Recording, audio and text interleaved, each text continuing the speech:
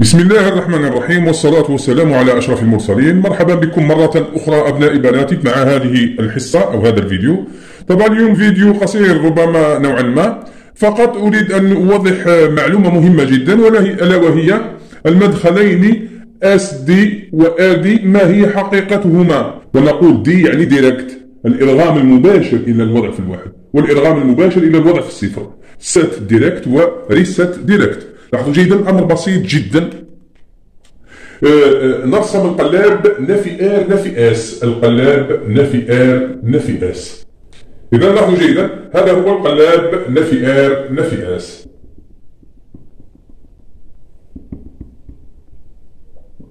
الآن لاحظوا جيدا نريد أن ننشئ القلاب RS. إذا هذه مداخل لا تزامنية، مداخل لا تزامنية. تعطيني هنا S بار، لأنه S قمنا بنفيه أعطاني S بار، والآر قمنا بنفيه أعطاني L بار. الآن كما تعلمون قمنا باستنتاج القلاب RSH من القلاب RS، فقط قمنا بإضافة المدخل H كما تتذكرون.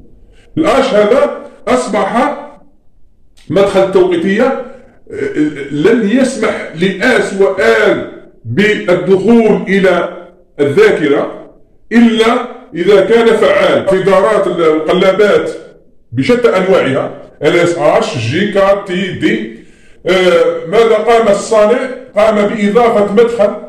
لاحظوا البوابة هذه ذات مدخلين، قام الصانع بجعلها بوابة ذات 3 مداخل بهذا الشكل. إذا أضاف مدخل هكذا، وأضاف كذلك مدخل هنا.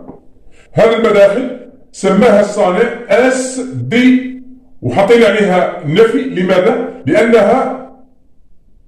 لأن المداخل هذه جت بعد الباب، نسميها بوابة لاوا. نفس الشيء بالنسبة للمدخل S أو RD. إذا RD معناتها لا ريميز à زيرو ديريكت، لا ريميز ديريكت فير زيرو. إذا كذلك نحط لها بار نفي، لأنه داخله قلنا للبوابة أو داخله للقلاب نفي R نفي S.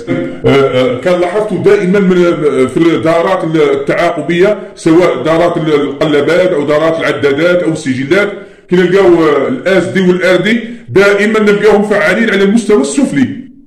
كان لاحظتم. إذا لماذا؟ لأنه المدخل هذا ذهب إلى البوابة أو موصول إلى البوابة الثانية، وهذا كذلك البوابة الثانية. إذا يجب أن يكونا منفيين. إذا هذه هي بما تسمى المداخل اللا تزامنية. لماذا سميت لا تزامنية؟ لأنها ليست لها علاقة بالآش. الآن هنا لاحظوا جيدا الآش فعال غير فعال لا يؤثر في المدخلين اس دي بار وار دي بار، لأنه شوفوا الاس دي والار دي والراهن والآش والراهن. الاس دي والار دي جايين في الطابق الثاني، يعني ما عندهم حتى علاقة فعلا بالآش. الآش الآن هاي تحبس هنا. الاس دي والار دي يحاولوا مباشرة الذاكرة. الآن لو نضع اس دي تساوي 0 والار دي تساوي 1، نجد حالة الوضع في الواحد. لاحظوا جيدا لو فرضنا أن القلاب في البداية كان 0 1 هنا. إذا لاحظوا جيدا الصفر هذا يأتي إلى هنا، والواحد هذا يأتي إلى هنا. 0 و1 تعطيني 0 ينفع يعطيني 1. إذا الواحد هذا تحبوا تخليه 0 ولا نرجعوها 1؟ معليش نرجعوها 1. 1 و1 1 وتنفع 0. حتى ويجي الصفر هذا هنا، شوف هذا الصفر، لأنه هذه الحالة 1 هذه حالة انتقالية. إذا لو كان يجي الصفر هنا 0 و0، 0 ينفع 1. 1 و1 1 ينفع 0. لأن الحالة المستقرة هي 1 0 اللي هي الوضع في الواحد. الآن لو كان نبدل الآن نحط هنايا 1 وهنايا 0، هذا نسميه الوضع الإلغام في الصفر. الإلغام في الصفر أولا الإلغام لأنه ما عندوش علاقة بالآش، وثانيا في الصفر لأنه فعلنا الآر دي بار والآس دي بار غير فعال. هذا المستوى السفلي هو الفعال. إذا لاحظوا جيدا هنا 1 وهنا نفرضوها القلاب راه في الوضع في الواحد ولا في الصفر كيما تحبوا. إذا هنايا 1 وهنايا 0. إذا هنايا 0 0 و1 0 و1 0 ينفع 1. الآن حتى تقولوا لي يجي هنايا الواحد ماشي إشكال، 0 و1 كيف 1 و1 1 يتنفع 0. إذا نسميه الوضع في الصفر أو الإلغام إلى الصفر. هذا بالنسبة لي طريقة التشغيل للمداخل اس دي و ار دي. إذا أبنائي بناتي قلت لكم أنا مهما كانت أو مهما كان نوع القلاب، مهما كان نوع القلاب ال اس اش أو جيكا، لاحظوا جيدا الجيكا كيفاش نحصلوا عليه؟ فقط أن نضيف هنا مدخل من الحلقة الارتدادية هذه ومدخل من الحلقة الارتدادية هذه للبوابة الأولى، البوابتين اللتان في الدخول اللي هي البوابة الأولى هذه وهذه الأولى، تصبح هذه بوابة ذات 3 مداخل وهذه 3 مداخل 3 مداخل 3 مداخل. مش إشكالة البوابة ذات مدخلين تحب نزيد لها مدخل ما يتغير والو، ما يتغير والو، تقعد نفس القاعدة. إذا نفس الشيء القلاب جيكا هذه تصبح قلاب جيكا، نفس الشيء القلاب جيكا مدخليه اس دي بار والار دي بار نخليه مباشرة للقلاب لا في ار لا في اس.